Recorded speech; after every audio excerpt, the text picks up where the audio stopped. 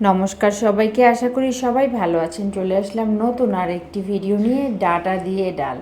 আমাদের ঘরেই ডাঁটাগুলি দেখতে অনেক মোটা মোটা হলেও ডাঁটাগুলি একদম নরম। খুব সুন্দর করে আমি ডাঁটাগুলি কেটে ফেললাম। ডালের জন্য এত ডাঁটা লাগবে না, আমি তরকারির জন্য রেখে সামান্য কিছু ডালের জন্য নিয়ে নিলাম।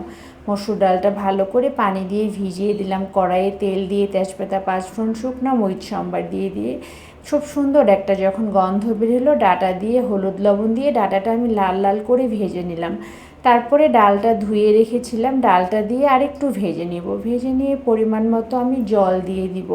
জল দিয়ে আমি ঢাকনা দিয়ে ঢেকে দিব। ফুটে ওঠা পর্যন্ত অপেক্ষা করব। ডালটা ফুটে উঠেছে, খুব সুন্দর একটা গন্ধ বেরোচ্ছে। আমি টমেটো ফ্রোজেন করে রেখেছিলাম, কিছুটা বের করে ডালের মধ্যে দিয়ে দিলাম।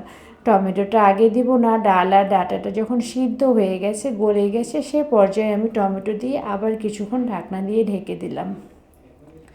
আমার ডালটা তৈরি হয়ে গেছে, আমি গ্যাসটা বন্ধ করে দিয়েছি। গরম ভাত দিয়ে ডাঁটা দিয়ে ডাল খেতে খুব ভালো লাগে। আমার ভিডিওটি ভালো লাগলে লাইক, কমেন্ট, শেয়ার করে পাশে থাকবেন।